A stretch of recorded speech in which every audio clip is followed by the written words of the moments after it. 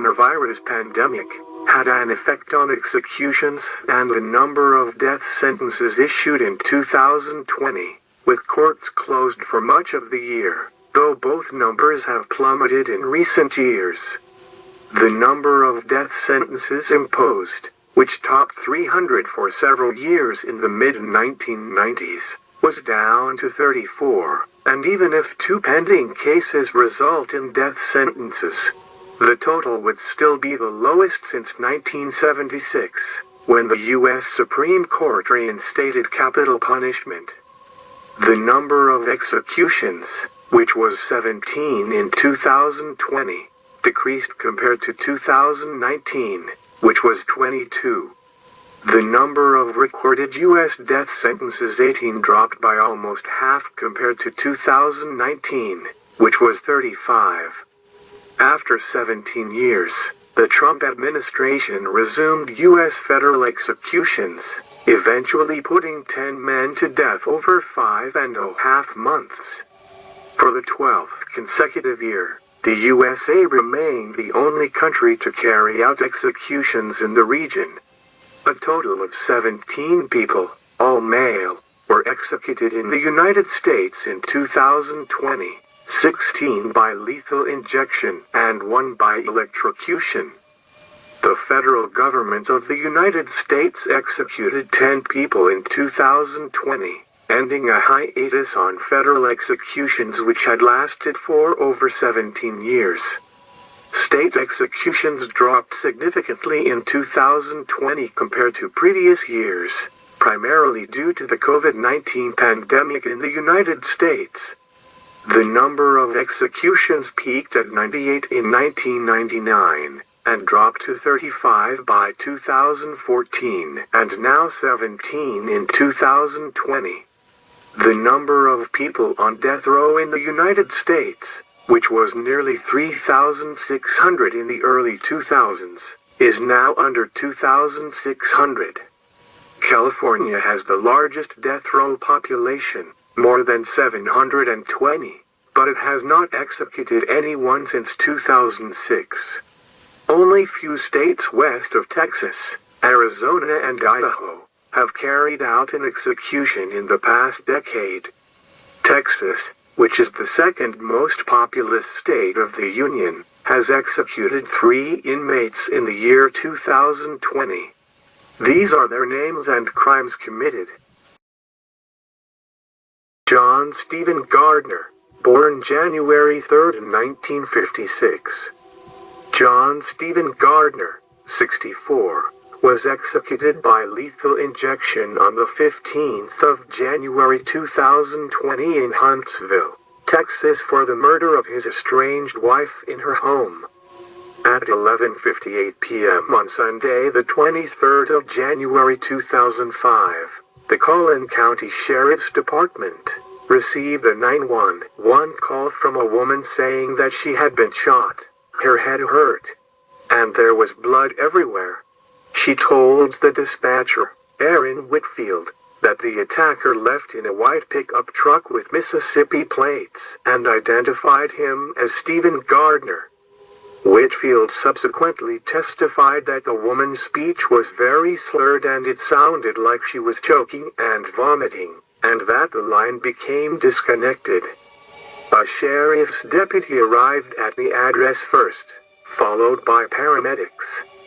The victim, Tammy Gardner, 41, was flown by helicopter to Parkland Hospital in Dallas.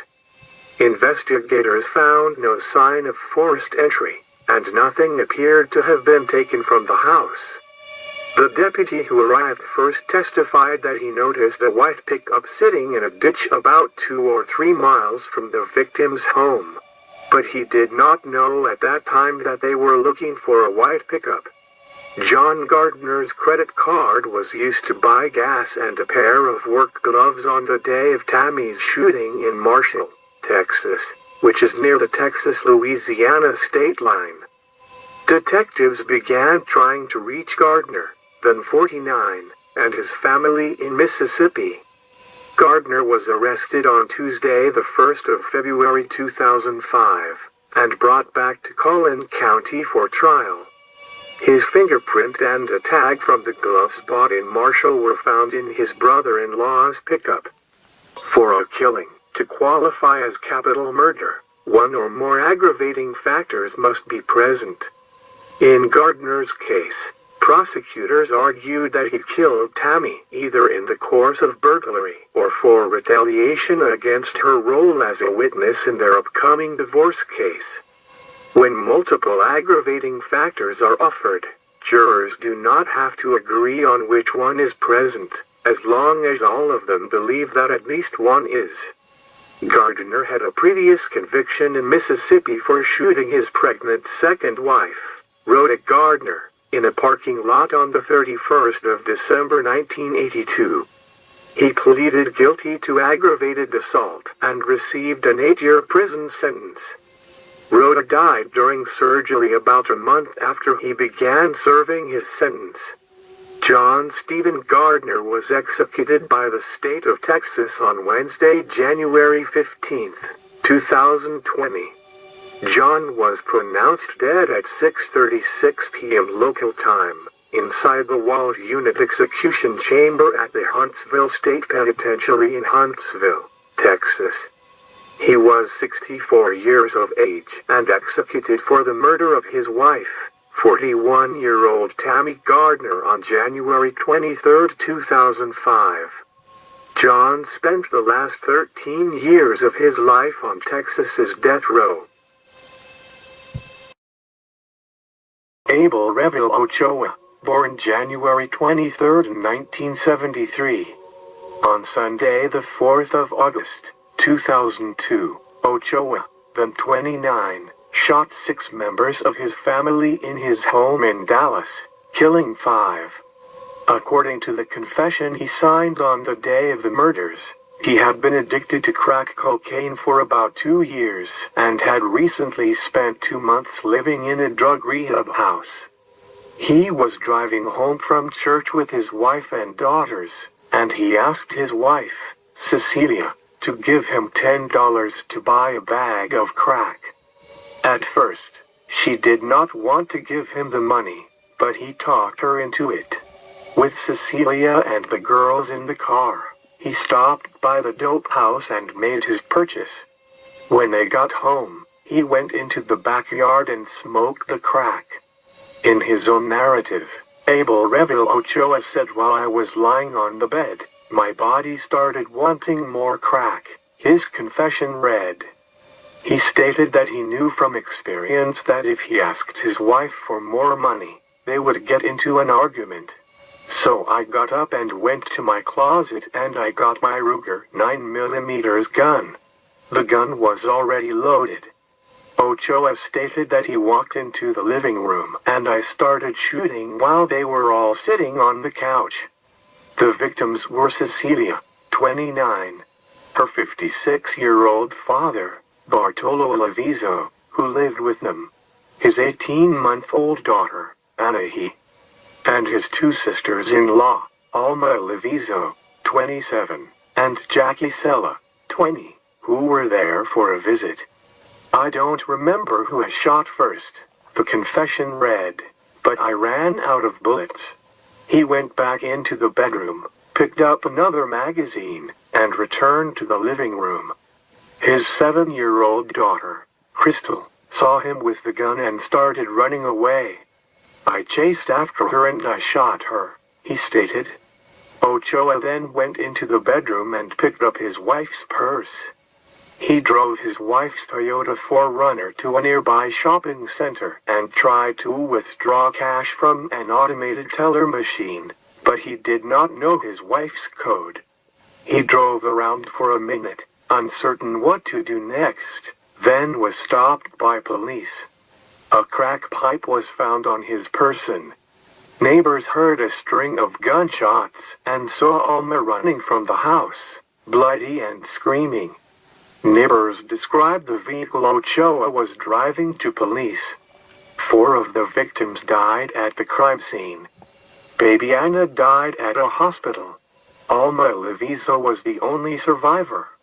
A hospital spokeswoman said she was given 42 units of blood during surgery to repair a major artery, Abel Ochoa, at the age 47, was executed by lethal injection on the 6th of February 2020 in Huntsville, Texas for the murder of his wife, 2 children, and 2 other family members. Billy Joe Wardlow was 18 years, 6 months, and 19 days old on June 14, 1993, the morning he and his girlfriend, Tanya Fulfer, set out to steal Carl Cole's Chevy Silverado.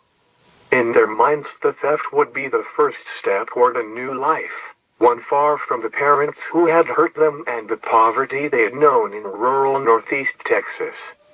The idea was to drive the pickup to Montana, change their identities, and begin life anew. The plan's magical thinking revealed itself as Wardlow stood on Cole's front porch at dawn. Wardlow asked to borrow a phone. Cole handed one through the door. As Wardlow pretended to make a call, Cole tried to shut the door. Wardlow brought out the .45 he'd stolen from his mother hours before. To Wardlow's surprise, the 82-year-old Cole charged him, grabbed his arm, and began to push the much larger Wardlow backwards off the porch. As Cole's fingers grabbed for control of the gun, Wardlow shot. Cole fell dead. Wardlow and Fulfer were arrested 2 days later, having made it as far as South Dakota. The jury found Wardlow guilty. Prosecutors brought in a well-traveled prison expert who argued that if Wardlow wasn't given death, he'd be dangerous in prison. Since Wardlow had already threatened his jailers, it wasn't much of a stretch. Wardlow's attorney had a lot of mitigation evidence at hand to argue against the death penalty. That Wardlow had been abused as a child, that he had mental problems, that he'd never been violent before. But rather than try to enlist the jury's sympathy by showing the conditions Wardlow had grown up in, his attorney put 3 character witnesses on the stand, folks who barely knew Wardlow. The jury gave him death. Prosecutors argued Wardlow intentionally killed Cole, shooting him between the eyes. Wardlow said he hadn't planned to fire the weapon and shot Cole during an unexpected struggle. After 25 years on death row, Wardlow, aided by neuroscientists, asked the U.S. Supreme Court to rule that at 18, he was too young to face Texas's death penalty. Nearly 60 Texas lawmakers also informed the Texas Board of Pardons and Paroles, which could recommend a delay to the execution, that they plan to take up the issue of age and the death penalty in the 2021 legislature. The board voted against halting the execution until then. The Supreme Court declined to hear the case. In a plea to stop his execution and invalidate his death sentence, Wardlow asked the High Court to rule that the death penalty is unconstitutional for those under 21. But just in Texas. That's because a Texas death sentence requires a jury to unanimously agree that a person convicted of capital murder would likely be a future danger to society, a decision Wardlow's attorney and a group of brain researchers said is impossible to make for an 18-year-old. Sitting in a holding cell, Wardlow was then taken into the Texas death chamber at a Huntsville prison, placed on a gurney and connected to an IV. His fiancée, lead attorney, and 2 other friends stood nearby in another room, according a prison witness list. A friend of the murder victim was also present. Billy Joe Wardlow, 45, was executed by lethal injection on the 8th of July 2020 in Huntsville, Texas for the robbery and murder of a man in his home. At 6:28, Wardlow was injected with a lethal dose of pentobarbital. He was pronounced dead 24 minutes later. Thank you for watching Death Row.